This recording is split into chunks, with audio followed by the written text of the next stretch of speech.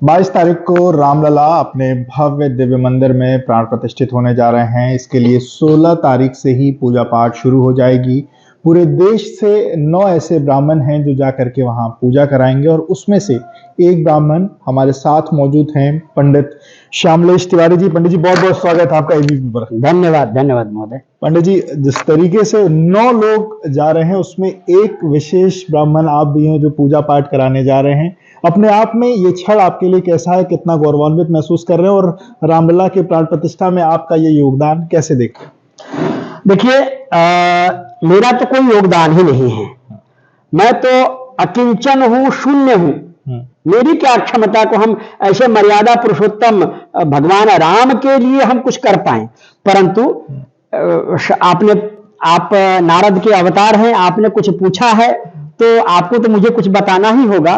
तो इसमें विशेष रूप से हमारे पूज्य जो गुरुदेव गणेश्वर शास्त्री द्रविड़ गुरु जी, अच्छा, श्रद्धेय लक्ष्मीकांत दीक्षित गुरु जी, इन दो वृद्ध, ज्ञान वृद्ध, अनुभव वृद्ध और वयोवृद्ध ऐसे विद्वानों का बहुत बड़ा योगदान है।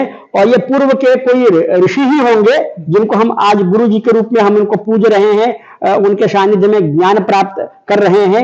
ऐसे गुरु चरणों की कृपा से ही यह अवसर मुझे प्राप्त हुआ है। यह मेरे लिए, मेरे प्राच्य संस्कृत विभाग के लिए, मेरे लखनऊ विश्वविद्यालय के लिए बहुत ही गौरव का विषय है। और सबसे बड़ा विषय कि हमारे कुल गुरु आचार्य प्रोफेसर आलोक कुमार राय महोदय के लिए, जो हमारे इस लखनऊ विश्वविद्यालय के कुलगुरु हैं, कुलपति हैं, ऐसे आचार्य मूर्धन्य विद्वान के लिए यह गौरव का विषय है कि उनके छत्र छाया में हम रहकर यह इस कार्य के राम काज के लिए हम वहां पे मेरा चयन हुआ है और हम जाके वहां कर पा रहे हैं।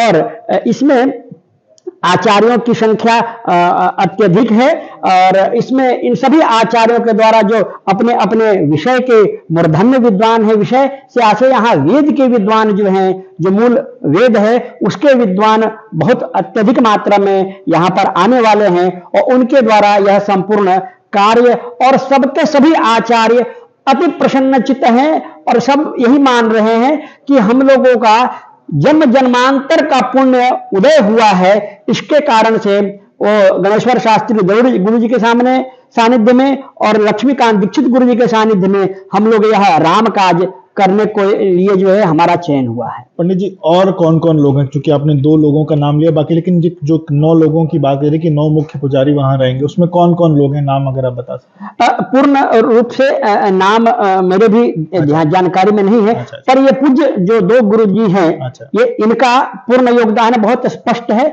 इसमें हमारे श्री राम जन्मभूमि तीर्थ क्षेत्र के जो महामंत्री हैं आदरणीय चंपत राय जी, उन्होंने पत्र में भी बहुत स्पष्ट उल्लेख किया है कि आपका परिचय इन दोनों विद्वानों से ही प्राप्त हुआ है। अच्छा। और जिसके कारण से हम आपका आवाहन कर रहे हैं। रामानंदी परंपरा के ही लोग हैं या आप लोग? नहीं, ये सब वैदिक परंपरा के। अच्छा, वैदिक परंपरा, ये सब वैदिक परंपरा के हैं। अच्छा, मैं महोदय, दोनों में अंतर क्या है, वैदिक परंपरा? बिल्कुल, बहुत अच्छा प्रश्न आपने किया, बहुत योग्य प्रश्न है यह।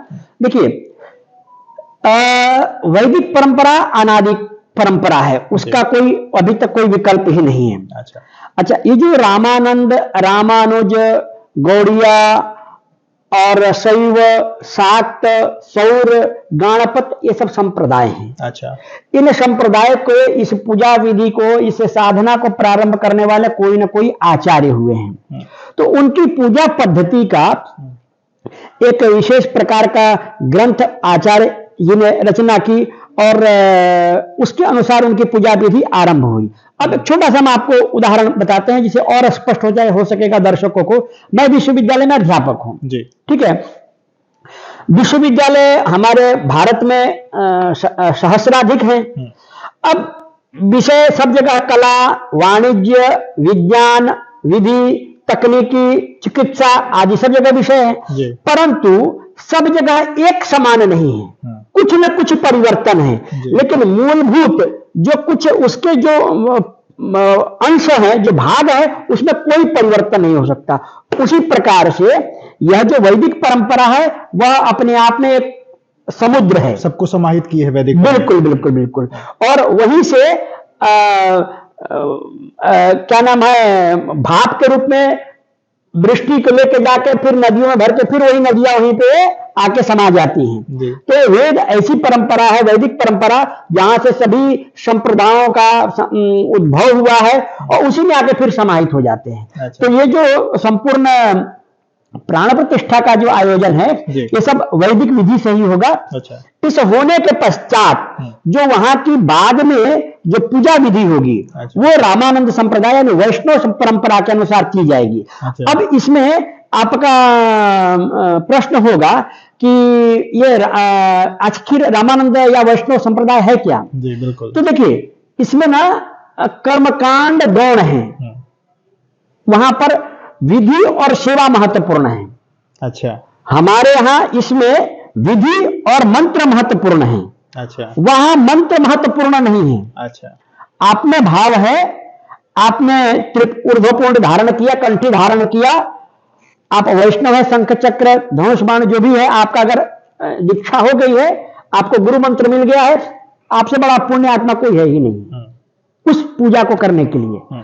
हम चाहे जितने बड़े विद्वान हो, इस प्राण प्रतिष्ठा के बाद उस मंदिर में हमारा भी प्रवेश नहीं हो पाएगा। अच्छा। हाँ, मतलब आप उसके बाद नहीं जा सकते? नहीं, जा सकते हैं। गर्भगृह के अंदर की बात कर रहा हूं। अच्छा। मैं आपको जो पूजा विधि बताना चाह रहा हूं, ठीक है ना। तो यानी कि जो वहां का जो प्रोटोकॉल होगा, वो पुजारी कहीं बाहर भोजन नहीं कर सकते। अच्छा। जो रामानंदी परंपरा के लोग होंगे, वैष्णव संप्रदाय संप्रदाय, वो कच्चा भोजन नहीं कर सकते। अच्छा। वो सिला हुआ वस्त्र कभी धारण नहीं करेंगे। अच्छा। सिला हुआ वस्त्र कोई दो ही हो सकता है, या तो रेशम का या ऊन का। अन्य कोई सूती वस्त्र अन्य वर्कर के वस्त्र धारण नहीं कर सकते हैं। अच्छा। और उनकी सेवा वास्तव में ये सब संत वैष्णव संत जो है सब पूज्य हैं। इनका जीवन इतना कठिन होता है, इतना श्रम और साधना पूर्ण होता है कि आप उसका अवर्णनीय है। जैसे भगवान को, रामलला को अगर 4 बजे जागरण कराना है जी, तो 2:30 बजे उनको उठकर स्नान आदि करके अपनी जो भजन है, तिलक आदि जो करना है करके, तब 4 बजे जाके बहुत धीरे से भावपूर्ण जाके धीरे से ताली बजाएंगे। उत्तिष्ठ उत्तिष्ठ गोविंद, उत्तिष्ठ गौरध्वज, उत्तिष्ठ कमलाकांत, त्रैलोक्यम मंगलम कुरु। ऐसा धीरे धीरे, बहुत जैसे आपको कष्ट न हो जाए कि आप घबरा के जग जाएं, धीरे से उठाएं। हाँ, इस भाव से जाके या किसी अन्य पद को गाकर या विविध प्रकार के जो स्तोत्र हैं उनको गाकर धीरे धीरे बहुत मंद गति में भगवान का जागरण कराएंगे। जागरण कराने के बाद जो भगवान जब शयन किए थे उस समय का उनका सारा जल वहां से हटाया जाएगा। भगवान का पलंग रजाई वगैरह जो भी है वो सब समय ऋतु के अनुसार जो वस्त्र आदि होते हैं वो सब हटाए जाएंगे। उसके बाद भगवान का सबसे पहले आचमन कराया जगाया जाएगा, मुंह धुलाया जाएगा, दतवन कराया जाएगा। फिर अगर गर्मी है तो ठंडे घड़े के पानी से स्नान कराया जाएगा। गर्मी है तो गर्म पानी से कराया। गर्म पानी को भी देखना पड़ेगा कहीं ज्यादा गर्म तो नहीं है। अच्छा। हाँ, मतलब भगवान को उस प्रकार से करने के बाद फिर स्नान के बाद जल्दी से भगवान का वस्त्र पहन, भगवान को ठंडी में लग जाए, इस प्रकार से सबसे पहले सूती वस्त्र पहनाया जाएगा। उसके ऊपर जैसा वातावरण है उसके अनुसार गर्म वस्त्र, फिर ऊपर पर भगवान तो हमारे रामलला तो अच्छे दिखने चाहिए, तो रेशम के वस्त्र, और वो भी दिन के अनुसार। अगर रविवार है तो लाल रंग का, सोमवार है तो सफेद, मंगलवार है तो लाल, बुधवार है तो हरा, गुरुवार है तो पीला, शुक्रवार है तो सफेद, शनिवार है तो नीला। इस प्रकार के वस्त्र जो है धारण कराए जाएंगे। उसके बाद सबसे पहले रामलला का या हमारे जो आराध्य हैं उनका बाल भोग कराया जाएगा, कि जग गए ना, अब उनको 5 बजे रात भूख लग गई होगी, तो उनको तुरंत हलवा इस तरह के जो है प्रसाद जो है बना के बढ़िया से गर्मा गर्म जो है उनको ठंडा कहीं खराब न लगे, इसलिए वो सब समर्पित किया जाएगा। फिर 7 बजे उनकी जो है पहली प्रथम आरती होगी।